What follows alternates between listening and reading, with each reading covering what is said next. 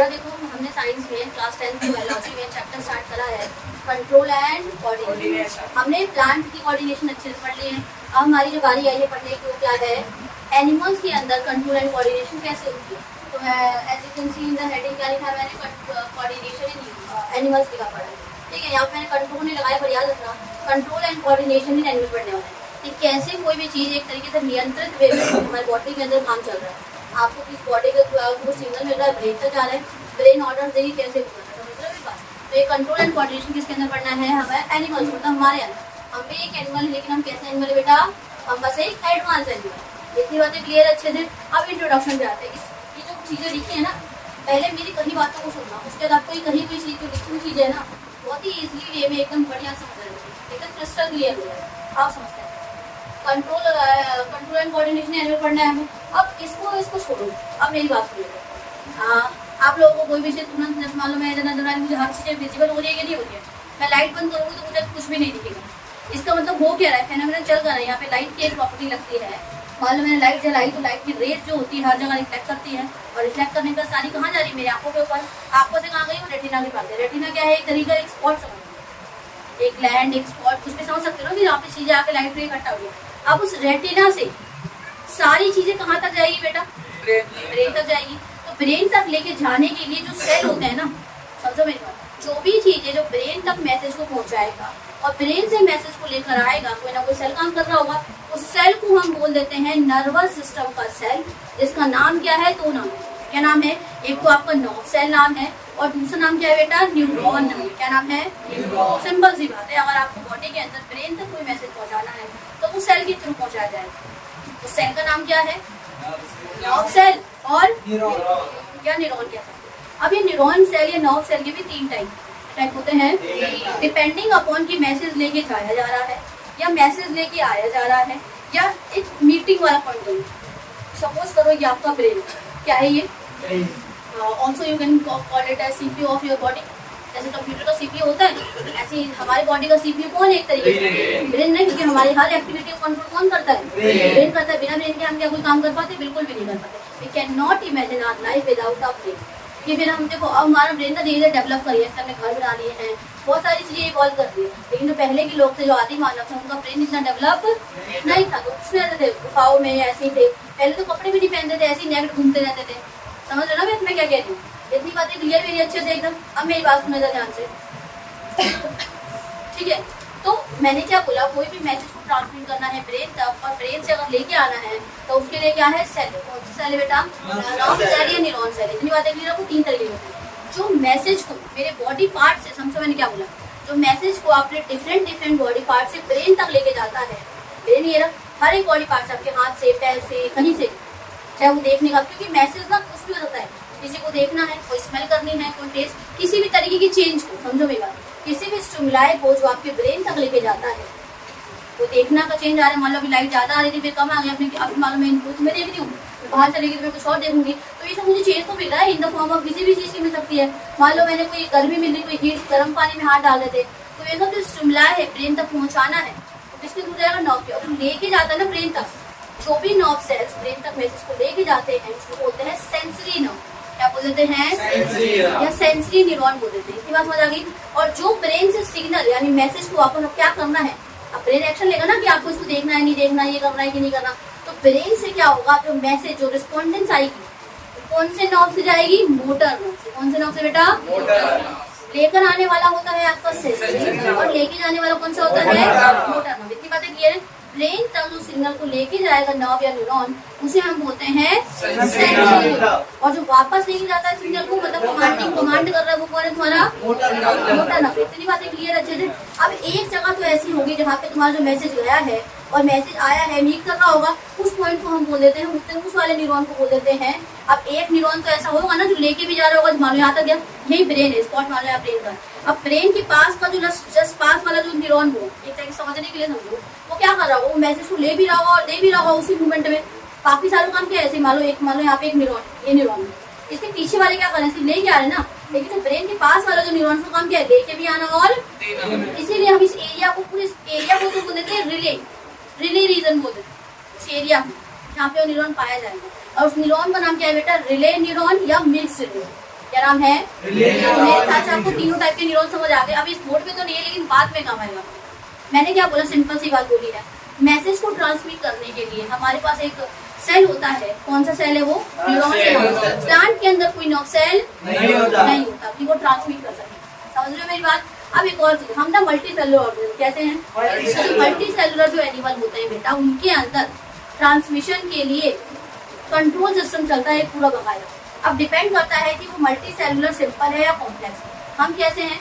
Complex मतलब higher multi cellular organism.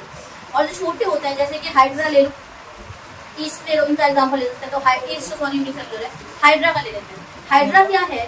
छोटा जीव है, मल्टी सेलुलर है, लेकिन बहुत ही सिंपल है, हमारे जितना कॉम्प्लेक्स नहीं है। तो इसके अंदर कंट्रोल एंड कोऑर्डिनेशन करने के लिए सिर्फ और सिर्फ नर्वस सिस्टम काम करता है। कौन काम करता है?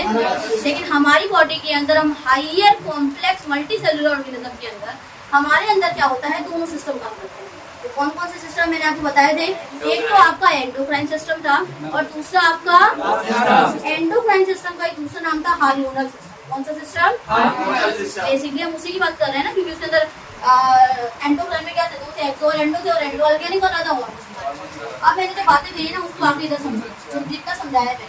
All multicellular animals except sponges. Sponges भी एक लोअर ऑर्गेनिज्म है, लेकिन वो कैसा होता है? Multi cellular. सबके पास एक स्पेशलाइज्ड सेल होता है, एक खास सेल होता है, जिसको हम कहते हैं कॉल्ड एज नर्व सेल या न्यूरॉन कहते हैं। क्या कहते हैं? To respond to stimuli. इसको रिस्पॉन्ड करने के लिए आसपास के लोकल एनवायरनमेंट चेंजेस को रिस्पॉन्ड करने के लिए एंड कोऑर्डिनेट देयर एक्टिविटीज। दिक्कत जो पढ़ा है वही वाली बात बताइए। और एक्टिविटी क्या करने के लिए? कोऑर्डिनेट करने के लिए। लेकिन जो सिंपल मल्टी सेलुलर एनिमल होता है जैसे कि हाइड्रा, वो क्या करता है? वो कोऑर्डिनेट करता है सिर्फ और सिर्फ किसके थ्रू? नर्वस सिस्टम के थ्रू। किसके थ्रू बेटा? इसमें एंडोक्राइन का यूज लगा नहीं लगा, उसने कंट्रोल एंड कोऑर्डिनेशन करने के लिए सिर्फ और सिर्फ नर्वस सिस्टम का इस्तेमाल करा है। लेकिन हम जो हायर ऑर्गेनिज्म होते हैं, हमारे अंदर कंट्रोल एंड कोऑर्डिनेशन होती है किसके द्वारा? Nervous system as well as, मतलब और साथ ही साथ किसके द्वारा? हार्मोनल सिस्टम के द्वारा, जिसका नाम क्या है? Called as endocrine system. इतनी बातें क्लियर अच्छे से एकदम। अब अगला पॉइंट समझने के लिए मेरी फिर से बातें समझो और बात सुनो। अब मान लो कोई भी चीजें आपके तक आई होगी, कोई मैसेज सिग्नल आया होगा, तो हमारी बॉडी के अंदर सेंस ऑर्गन होते हैं। पानी यहाँ गर्म पड़ा हुआ है, चाहे जमीन गर्म है, तो पैर से पता लगेगा ना। तो ये सब मेरे सेंस ऑर्गन तो है। आपकी स्किन हो गई, वो जी हैंड क्या मेरा सेंस ऑर्गन है? बिल्कुल भी। हम स्किन को सेंस ऑर्गन मानेंगे, इसको मानेंगे स्किन हर जगह। समझे ना मेरी बात? आई को मानेंगे, नोज आई सेंस ऑर्गन में बच्चे पढ़ाते हैं ना, कौन कौन से बताओ? ठीक है, समझ गए तुम्हें आता है। आईज, नोज, ईयर, टंग और एक और कौन सा हो गया? स्किन। बात समझ आ गई थी? तो इनका काम क्या है? ये जो तुम्हारे 5 सेंस ऑर्गन है, इसके अंदर पता क्या होता है? इसके अंदर कुछ सेल्स होते हैं, स्पेशल सेल्स होते हैं, जो ना स्टिमुलाई को एक तरीके से कैच करता है, या कह सकते हो उसको ना नर्व सेल के पास पहुंचाता है, मतलब मीडिएटर एक तरीके से। मैंने क्या बोला? ध्यान से समझो। जो आपके 5 सेंस ऑर्गन है जिनका चीजों को सेंस कर, आँख क्या करता है? देखता है। अभी देखा ना आँख ने, तो ये आँख ऐसे थोड़ा देख लेगा, उसको देखने के लिए क्या यहाँ पे रिसेप्टर लगे पड़े रहते हैं। वो रिसेप्टर आंखों में तो नहीं है, लेकिन रेटिना के पास है। कहाँ पे रहेगा वो रिसेप्टर? कहीं ना कहीं रिसेप्टर है ना आंखों के अंदर। मैं क्या कह रही हूँ? जो आपके सेंस ऑर्गन होते हैं बेटा, उनके पास कुछ स्पेशल सेल्स होते हैं, जिन्हें हम क्या बोल देते हैं? रिसेप्टर्स बोलते हैं। क्या बोल देते हैं? अब उस रिसेप्टर्स का काम है उस मैसेज को लेना और उसको ट्रांसमिट कर देना किसके पास? न्यूरॉन के। तुम्हारे पास मैसेज किसी फॉर्म में आया होगा, समझो ना। तुम्हारे पास मैसेज कैसे आया? तुमने उसको लिया, रिसेप्टर के थ्रू आया। अब वो उसको कन्वर्ट करेगा इलेक्ट्रिकल इम्पल्स में। फिर से सुनो मेरी बात ध्यान से। मैंने बोला आपकी बॉडी के अंदर जो भी सेंस ऑर्गन होते हैं, उसका काम होता है आसपास के चेंजेस को डिटेक्ट करना। राइट लाइट आ रही है, आंख देखेगा, गर्म ठंडा है वो स्किन देख लेगी आपकी। सुनने का काम कान कर ले रहा है। अब ये सुनने का काम कान तक गया, अब कान से ब्रेन तक भी तो पहुंचाना है कि नहीं पहुंचाना है? तो पहले तो उसको लेना है, कानों को उसके अंदर आवाज को लेनी है, वाइब्रेशन को लेनी है। लेने के लिए भी कोई ना कोई क्या लगा पड़ा है? कानों पे रिसेप्टर लगा पड़ा है। स्मेल करनी है कोई चीज, नाक के अंदर क्या है? रिसेप्टर। क्या रहेंगे? कोई चीज टेस्ट करनी है, क्या रहेगा? तो रिसेप्टर आर द मीडियम और the mediator act as the mediator to catch the stimuli and transmit it to the nerve in the form of electrical impulse. समझो मेरी बात? क्या होता है? वो क्या कर रहा है? उसको ट्रांसमिट करेगा। अब वो जो नर्व सेल है तुम्हारी, उसको किसकी फॉर्म में कन्वर्ट कर देगा? इलेक्ट्रिकल इम्पल्स की फॉर्म में। रिसेप्टर का काम था, कोई भी सिग्नल आया है उसको किसको देना? नर्व सेल को। अब नर्व सेल क्या करेगा? उस सिग्नल को किसमें कन्वर्ट कर देगा? इलेक्ट्रिकल इम्पल्स में। क्योंकि देखो हर किसी की लेने की ना एक फॉर्म होती है, हम ना खास नहीं खा सकते क्योंकि वो एक हायर कार्बोहाइड्रेट है, कह सकते हो कार्बोहाइड्रेट की भी एक बड़ी फॉर्म है, सेलुलोज होता है उसके अंदर। क्यों? तो ऐसे ही हमारे अगर बॉडी के अंदर सिग्नल जाना है नर्व सेल से, तो वो सिर्फ और सिर्फ इलेक्ट्रिकल इम्पल्स की फॉर्म में ट्रांसमिट करेगा। जैसे बाहर की फॉर्म से आया था उस फॉर्म में नहीं कर सकता, चाहे वाइब्रेशन से बिल्कुल भी नहीं जाता, उसको पहले वो किसको कन्वर्ट करेगा अपने अंदर आके इलेक्ट्रिकल इम्पल्स, तब जाके वो कहाँ जाता है बेटा ब्रेन के पास, और ब्रेन से सिग्नल उसी फॉर्म में वापस आता है, इलेक्ट्रिकल इम्पल्स की फॉर्म में ही आता है। क्या मेरी इतनी बड़ी बात समझ आ रही है आपको? मैंने क्या बोला दोबारा एक बार बताती हूँ, उसमें मेरे बात ध्यान सुनना, आप सब कुछ रिपीट करें एकदम लूप। सबसे पहले क्या हुआ था, आपकी बॉडी के अंदर जो सेंस ऑर्गन थे उनका काम था आसपास के स्टिमुलाई को डिटेक्ट करना। वहाँ पे प्रेजेंट है आपके यहाँ प्रेजेंट है रिसेप्टर। सपोज करो मैंने गर्म पानी में हाथ डाला, गर्म पानी में हाथ डालने की वजह से जो मेरे थर्मो रिसेप्टर स्किन के पास जो रिसेप्टर पाए जाते हैं उसे हम क्या बोलते हैं थर्मो। थर्मो मतलब जो हीट को सेंस करे, समझ रहे मेरी बात? और ये आसपास की चीज को स्किन के द्वारा वो पाया कहाँ जा रहा है स्किन के पास, और उसने सेंस क्या किया हीट को सेंस किया। ठंडे पानी को भी थर्मो रिसेप्टर ही सेंस करता है, समझे मेरी बात? क्योंकि वो स्किन में पाया जाता है। अब इसने इसको सेंस किया, उसका काम किसी कैच करना। और मैंने क्या बोला था, आपकी चाहिए टिप हो चाहे टोप टिप, किसी की भी टिप ले लो, यहाँ पे आपके 3 सिस्टम चल रहे होते हैं, nervous system, circulatory system, lymphatic system और आपका बोन वाला एक स्केलेटल सिस्टम। हर जगह ये सारे सिस्टम चल रहे हैं आपके चारों के चारों, कहीं भी ऐसा पार्ट नहीं जहाँ पे सिस्टम है। पहले तो देखो हड्डी है, उसके ऊपर मसल्स वगैरह रहती हैं, तो वो क्या है, फिर क्या है आपकी ब्लड कैपिलरी वाला सिस्टम है, फिर लिम्फेटिक सिस्टम, सारी चीजें साथ में। हमें पढ़ाया भले अलग अलग जाता है, समझ रहे हो मेरी बात? तो अब मान लो यहाँ पे जो तुम्हारा, अब जो तुमने कोई भी मैसेज आया रिसेप्टर में कैच किया, किसको दे दिया? नर्व सेल को। और नर्व सेल किससे कनेक्टेड है जाके? ब्रेन से कनेक्टेड है। तो सिग्नल पहले तो आया तो कौन से न्यूरॉन से जाएगा ब्रेन तक? सेंसरी नर्व से जाएगा। अब सेंसरी नर्व मैसेज लेकर गया किसके पास? ब्रेन के पास। अभी तो रिले, पहले तो रिले न्यूरॉन के पास गया, फिर वहां से कहाँ गया? अब उस ब्रेन ने अपने सोचा, थिंक करा, सारी चीजें प्रोसेस करी, हाथ को ऐसे करना चाहिए। गर्म पानी होगा तो ब्रेन जाएगा हाथ हटा लो। ब्रेन ने क्या सिग्नल दिया मेरी बॉडी को?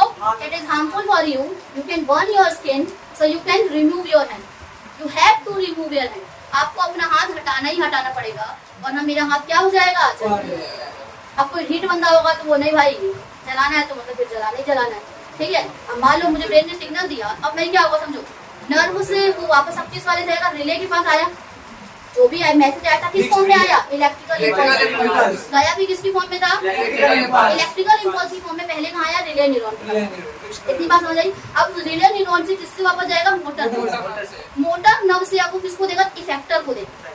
अब मेरी बात ध्यान से समझो, मोटर नर्व से मेरे हाथों को हटाना है ना, तो मेरे हाथों के जो मसल्स है वो इफेक्टर है, क्या है? जिसपे भी रिस्पॉन्डिंग होनी है। मेरी बात समझ रहे हो मैंने क्या बोला? मान लो आपको क्या करा, मान लो उसको हटाना है, तो अब नर्वस वाला नहीं हटा सकता। नर्वस जो तुम्हारा नर्व जो सेल था वो सिग्नल देगा आपके मस्कुलर सेल्स, इसको देगा बेटा रिमूव योर हैंड और put out your hand from the utensil, जो भी गर्म करना है। क्या इतनी बात समझ आई मेरी?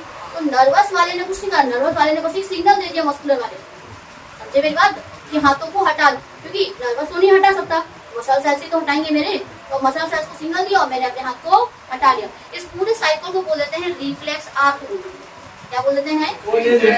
या रिफ्लेक्स एक्शन। में बाद में पढ़ना है और मैं तुम्हें अभी समझा दिया। अब बस आप कुछ नहीं करना, नोट्स में कॉपी कर लेना जो मुझे आपको जो कैसे क्या आपको ये रिफ्लेक्स आर्क समझ आ गया कि नहीं? आगे मुझे बता दो, क्योंकि इंट्रोडक्शन में ना पहले सब कुछ समझना है, कैसे मैसेज गया, कहाँ कहाँ गया, कैसे कैसे गया, कैसे वापस आया, कैसे एक्शन हुआ, टर्म समझ गई सारी सारी। इतनी बातें समझ आई। अब वही बातें जो लिखी ना कुछ रिसेप्टर्स के नाम होते हैं वो आपको यहाँ मिलेंगे।